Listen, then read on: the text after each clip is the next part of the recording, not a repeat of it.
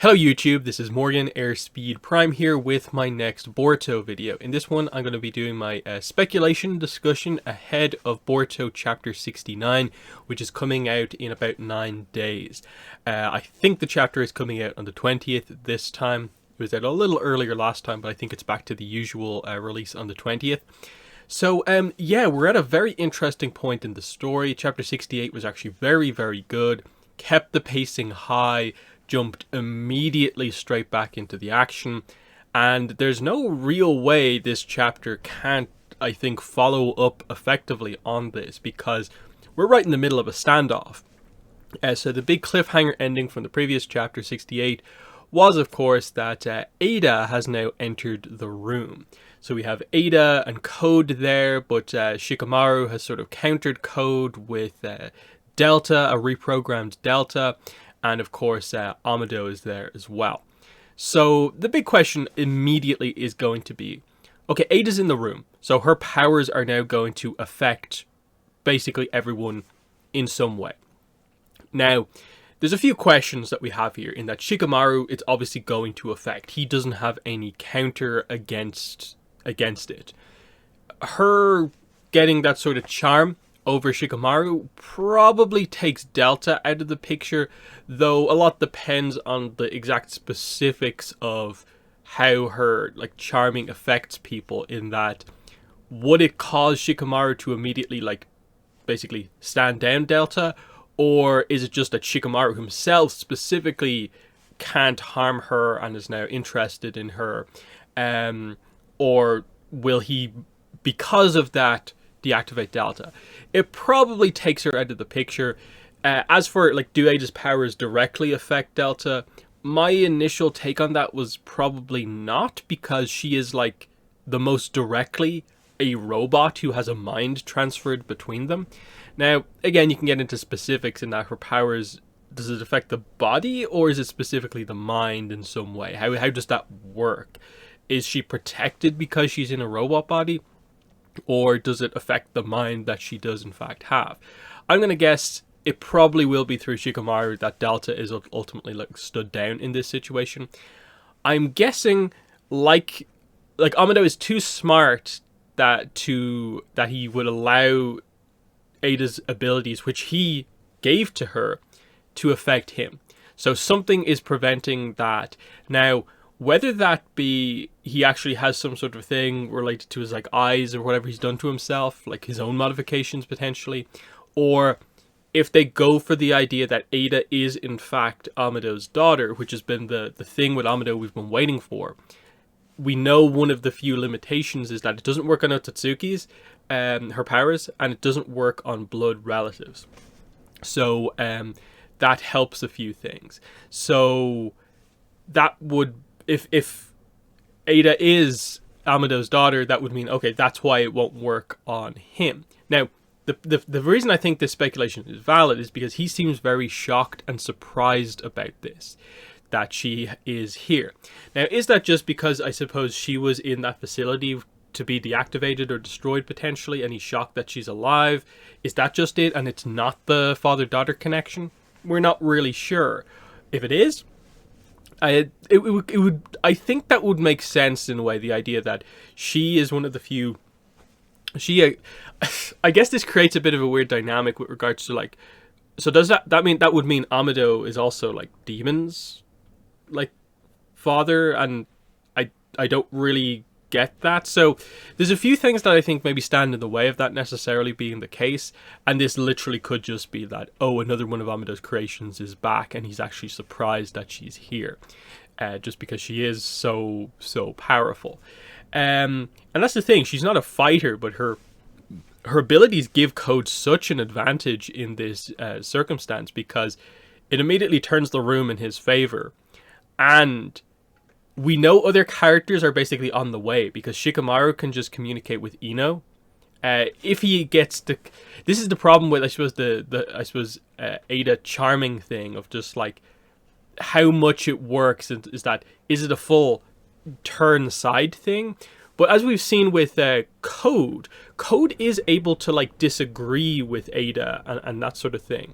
It's not that he just does what she wants. It's he is attracted and he likes her and will never, I suppose, actively work against her. But he still has his own will around her, even when she seems to disagree. So I'm guessing Shikamaru still can think about the situation enough to be like, you need to send other people here, and again, that might bring Delta still into play as being a threat. So, it'll be interesting to see how that works.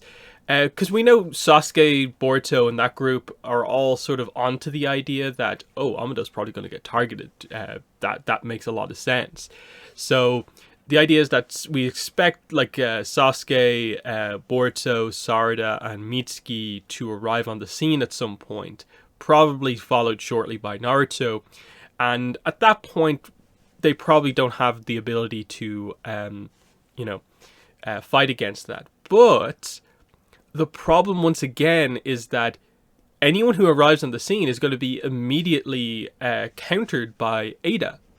Ada just stops everyone in the village because no one can fight against her except Boruto and Kawaki. And I'm wondering, is that what they're going to play on here? Or are they going to just directly go for they immediately take Amado and leave? That he's not willing to give up the code, basically deactivate code's limiter straight away. So they just have to take him. And everyone arrives a little bit too late, and the plot basically becomes, we've got to go to code's headquarters, face them, and win. I think that feels like the most sort of obvious and clear-cut setup, that you had this whole sequence where Code was trying to take Kawaki away, and it didn't work. So I think you kind of have to have Code get away with someone here who he actually wants, and present that part of the story. The other reason I lean quite heavily in that direction is because part of Chapter 68 was Sasuke pointing out that he basically found Code's base, though he only met Code there. Now, obviously, Ada having her clairvoyance and basically being able to see everything, she was likely able to get, Code and herself out of the way and make it seem like the place was empty. But Sasuke, it would make sense that Sasuke would think that is the place to go. The other thing with Ada is that ability allows her to, directly counter, I suppose, anyone arriving suddenly, and that she knows who's going to be here, when they're going to arrive, and similarly if they capture anyone and bring them back to base, she can also just keep track of people that way. So, again, unless they put a limiter on her powers that, Otsutsuki's can maybe block her if they know that this is a possibility, but they've already, I suppose, shown us that she can track Boruto and what he does, so that doesn't immediately seem to be the case. But I think there has been good setup in the story for the idea of, being an exciting moment when Ada meets Boruto or Kawaki. Kawaki is the one she seems the most interested in, but knowing that there are two people who she can actually judge and try to have a proper relationship with does interest her. So I'd like it if they did sort of tease the idea of okay, Boruto meets her first, and then it takes a while. Kawaki's still unconscious, obviously, but I'm guessing he'll be up shortly.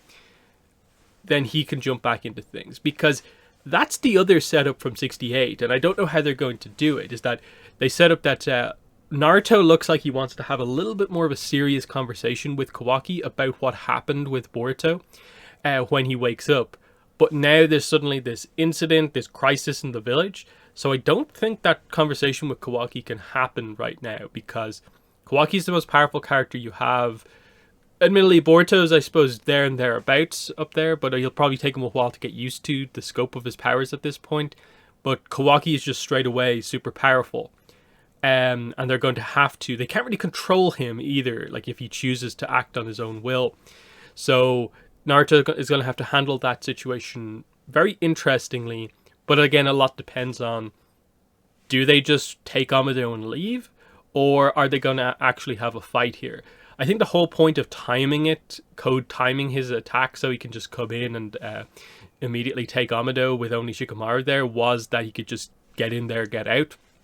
But they are setting up that there will at least be, I think, some sort of confrontation between characters. So I'm guessing this won't just be a repeat of what happened out in the forest and just everyone arrives, crazy things happen, and we'd still ultimately save the day again. I think Amado has to get taken away. That way you can at least, until you organize the search for Amado thing, you can have kind of a Kara section of the story kind of thing of like Code, Ada, Demon all reflecting on, you know, Amado, you turned us into this, and delve more into the history, especially if they do reveal the whole daughter thing during all of this. At the same time, that gives a little bit of time for maybe a conversation with Kawaki to set up if we want to send Boruto on this mission or not. Because again, Boruto is now a major kind of, you know, threat in all of this, because he is important because he's a full Otsutsuki and could be a sacrifice for the divine tree. Now, you know, some things need to happen there, and so there's this weird sense of like, okay, so you maybe don't want to send Kawaki out because you don't know if you can control him and his actions, and how easy it was, I suppose, for him to just straight away go ahead and kill Boruto was a bit surprising for characters, and they're a little bit distrustful of him again. With Boruto, they obviously have to protect him because he is like the key to the villains completing their plan. And after Boruto has basically just been saved from being this ticking time bomb, you don't want him to be more of a threat. So it feels like, okay, the other characters are going to be the ones you probably have to use, but you're never going to keep Boruto and Kawaki away from the action. So what's happening there? They did sort of set up that, you know, Ada seems to want to act a little bit on her own, so I wouldn't be surprised if, just to play on a little bit of the humor of their dynamic, Code wants to like leave straight away, but Ada's actually like, no, they're organizing people. I think Boruto's coming. I want to see Boruto, and she just makes some sort of a joke about, you know, finally getting to meet one of her potential suitors, or whatever way she's going to refer to it as. I could see that happening because, again, you know, Boruto, I guess, is a threat, but with Code herself there, you know, maybe she views things she can handle this, they can handle this. Especially like with Ada there, I wouldn't be surprised if she'd be very willing to be like, okay, we need Demon, Code, pull out Demon, and that immediately counters any like actual attack from anyone who can basically still fight through her powers. So that's the crazy aspect here of like these three, Code, Ada, and Demon, is that like when they're all there together, it is a very, very powerful group in that Ada and Demon's powers seem to work basically like perfectly together. And until they tell us what the counter is for Demon's power, which I'm guessing will be some sort of a thing of like really addressing the idea of like, can you fight someone and attempt to sort of defeat them without having that sort of almost like killing intent that seems to be the core of how his powers work. And I think a character like Boruto probably is the one who can maybe get that across most effectively. So we'll see how that works. But I think the main thing I want from this is I want them to finally sort of have Amado open up about what's going on. Because again, what happened in the previous chapter was that Shikamaru was just about to confront Amado about, okay, this is all worked out roughly in our favor, but you need to explain yourself about why you are so obsessed with Kawaki, and specifically Kawaki having a karma mark. Even if it doesn't work in the same way that like it used to in terms of the resurrection being possible, you wanted Kawaki to have this power. Why? What is your motivation behind that? And he was about to say something until all of this happened. So I think this is the time where, for the sake of like, I suppose, the trust between Amado and the village, he needs to tell the people there in the room who support him what's going on, and he will probably be forced to tell some truths about what he did or did not do to his creations, I suppose, effectively. So that's what I really want from the coming, I guess, 2-3 chapters, because they tend to be written in a volume format. So each group of 4 chapters tends to be a little bit of a plot to itself. And I think last time was a volume starter, I think. I've lost track of that a little bit, but we're in the middle of a volume at the very least here. So This is not going to be like the big one necessarily, but I think Amado has to begin to open up. This is not the time for him to remain like, oh, I don't have any secrets. I'm allied with the Leaf Village now. We're over that. You've teased it. You led us to believe that he's actually okay. You've brought up all those kind of things again. What's he up to? What is the goal for him? Something needs to come out about that. But I think it should be a good chapter. I am hopeful that it will be a good chapter, and that the tendencies of this manga to at times meander with some of its plots, even when they're in the kind of action-centric parts of them, I don't think that really will be possible here, because I think you have to have the majority of the chapter be focused on what's happening in that room, of the aftermath to Ada's arrived, Amado's reaction, what's going on here, maybe Delta saying a few things about this if she's still able to be active in all of this, other characters arriving on the scene, the decision about will they go immediately or not. That will tell us a lot. Is this volume basically going to be set in this room, or is this volume just going to be the setup for the, I suppose, maybe final fight against Code? And that will be the key, because there's a lot of stuff that's like, oh, Code needs to get his limiter removed. You've been teasing this for a while. We're trying to stop that from happening. Usually the way these things go is that he's going to get his limiter removed, of course, for him to be powerful enough to face Kawaki. And for Kawaki to have an even fight, that would require like Boruto to have to fight alongside him. Otherwise, Kawaki can just theoretically win any fight that he has to. So that's what kind of needs to happen here, because of course Ada's not a fighter. Her abilities are very, very strong as support, but she's not a fighter herself, and she seems to not want Demon involved in too much fighting either. So there's things like that really focus the thing on Code needs to get his powers, because she also sort of said that if you don't get your powers, we're kind of done. And if you do get them and still don't like live up to my expectations, this partnership is over as well. So she's putting a lot of pressure on that to happen. Now, we can have the discussion about like, okay, how big of a villain do we view Code as being? Given that we know Kawaki, Boruto, the conflict there seems to be the overall sort of future of where we're heading towards, because that was the flash forward in Boruto Chapter 1, where Code is or is not part of this. It's weird because we don't know a lot of the background surrounding how they end up in that sequence, where they're against each other, in that could just be the setup thing of like Boruto and Kawaki disagree with like how to handle whatever Kawaki did with Naruto, and so they're in conflict, but not like mortal enemy conflict maybe with each other, and that's just the setup for them to eventually go on and face a fully powered Code later in the future. Who knows? There's a lot of stuff that still needs to be set up and happen. But we have to also remember that the Divine Tree and the whole idea of feeding an Otsutsuki to the Ten-Tails to grow a tree is what the focus is here. Because again, one of the key lines from recent chapters, it's actually a while ago at this point, is Ishiki telling Code, if you eat the chakra fruit, you'll become an Otsutsuki. And that's really interesting to me in terms of will they do that?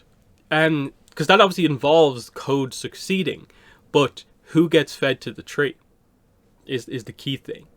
I suppose what is interesting is that Boruto's full Otsutsuki now, so he can put karma marks on things that are his own karma mark. There's no question about like, is it his or is it Momoshiki's? He theoretically can do that himself, which is interesting in terms of like, oh, how exactly does that work? Otherwise, like, I guess Kawaki is still a candidate, but if they want a good chakra fruit, I guess Boruto's the better candidate. But then Amado seems very interested in Kawaki and the fact that Kawaki has the power. Now, I'm guessing this is something to do with the whole idea that Kawaki is the ultimate vessel. And he was constructed by Amado effectively to be the perfect vessel. Is there more to that? I'm not really sure. Like I've been maybe speculating about, does Amado's ultimate motivations lie in, well, I don't want the world to end by the villain eating the chakra fruit, but I also want the chakra fruit to happen because I theoretically could use that to fully restore my daughter in the, perfect way. Now, if it's Delta, Ada, someone else, he maybe views that he can fix things that way. Because the other thing with Amado, of course, is that his level of technology is like vastly above like everyone else's, and you maybe question, where on earth does that come from? Like, again, going further back, who is he? This is a big character at this point who, on one hand you can view as just being a scientist, but the level of scientist that he is in, given that we're in an era of Naruto where like the technology is increasing quite heavily, he's gone from like here to like here, when everyone else is like just about beginning to get into the higher tech stuff. Where did he learn this from? Who is he? There's just many Amado questions, and I'm hoping that if this chapter does one thing, it's just that it opens the door up on Amado. I think that's the main thing that I actually do want. Again, it's always hard to exactly predict what exact way they'll go, but just the fact that Amado's here, he was shocked by Ada arriving, gives me hope that, okay, we'll get some stuff out of Amado. But that's all I really want to talk about in this one. So in the comments, let me know what your thoughts are heading into Boruto Chapter 69. What do you think is going to happen? Will this be the big Amado information blowout? Will we get the daughter reveal here?